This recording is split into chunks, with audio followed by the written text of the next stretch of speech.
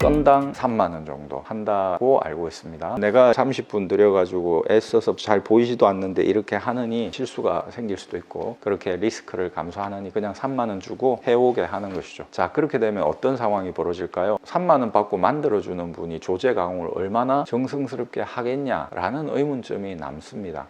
여러분 안녕하십니까, 아이구루입니다. 오늘은 금자 안경이라는 브랜드의 안경테 소개시켜 드리겠습니다. 무테잖아요. 당연히 제가 그닥 좋아하지 않는 안경테입니다. 저는 가벼우면서도 튼튼한 거, 그래서 AS가 발생하지 않는 거, 그런 거를 좋다고 생각하는 것이죠. 그런데 이런 거는 멋은 있을지 몰라도 취약하다, 제가 지급하지 않습니다. 카메라가 성능이 좋으면 잡을 텐데요. 짝퉁인지 알 길은 없어요. 그런데 대단히 가볍습니다. 진짜겠다라는 생각을. 렌즈는 사이스 변색 렌즈로 했습니다. 이분은 취미가 안경을 새로 만드는 것 같아요. 심심하면 이렇게 인터넷에서 사와가지고 렌즈 넣어달라고 합니다. 마이너스 375에 마이너스 075, 왼쪽은 마이너스 400에 마이너스 075 쓰시는데, 그전에는 난시 없이 한 500 이 정도 쓰셨습니다. 이분은 저에게 만족하셨죠. 계속 저에게 오십니다. 이번에 이 테를 가지고 오셨어요. 그런데 무테였습니다. 말씀드렸죠. 변색 렌즈는 강도가 조금 무르다 때문에 반무테라든지 특히 무테 궁합이 안 맞다, 테하고 렌즈하고 궁합이 맞아야 되잖아요. 궁합이 좀 안 맞다, 그래도 하실 거냐 라고 했더니 어차피 강도가 있는 렌즈로 해도 밟으면 깨지는 건 마찬가지 아니겠냐, 그냥 해달라 이러시더라고요. 알고 계시니까. 모르고 있다가 당하면은 힘든데 알고 있으면 내가 방어를 할 수 있지 않습니까? 복싱에서도 보이지 않는 주먹이 날아와서 쳐버리면 바로 기절을 하죠. 제 친구 중에 한 명이 월담을 하고 이렇게 잡고 한 30cm겠거니 했는데 한 40cm였던 거죠. 그래서 한 10cm 정도의 허방이 있어 버렸던 거예요. 그래가지고 발 뒤꿈치 뼈가 잘못돼가지고 큰 고생을 해서 건강도 다 잃고 그랬던 친구가 있습니다. 예상을 하면 괜찮다라는 것이죠. 층층이 지금 부품이 볼트, 너트까지 해가지고 5개가 들어갑니다. 빠짐없이 다 넣어줘야 됩니다. 이쪽도 마찬가지고요. 구멍을 뚫어서 조이는데 만약에 조금이라도 오차가 생기면, 여기에 여유가 너무 많이 남으면 꽉 조이는 와중에 깨져버리게 되겠죠. 너무 여유가 없게, 그러니까 간격 좁게 하면 여기가 흔들리게 되는 것입니다. 그 간격을 0.1mm 정도의 오차도 없게 만들어야 되거든요. 기계로 다 될 수 있는 거 아니냐? 절대 기계로 다 될 수 있는 게 아닙니다. 프로세스 중에 비법이라고 할 만한 게 들어가야 됩니다. 그렇게 해서 정확하게 되어야 이렇게 해도 흔들리지 않고요. 지금 이것도 흔들리지 않고요. 여기도 흔들리지 않고 여기도 흔들리지 않습니다. 비법이라고 할 수 있는 게 한 2-3가지 정도가 들어가야 이렇게 완벽한 무테 안경이 만들어지는 것입니다. 요즘은 무테를 많이 안 하십니다. 그런데 매니아들은 무테를 하시죠. 그러다 보니까 하루에 하나라도 계속 작업을 하는 상황이면은 손에 익어서 계속 만들 수 있는데, 그렇지 않을 때는 손에 익지 않기 때문에 실수가 나올 수 있죠. 이 비싼 주문 렌즈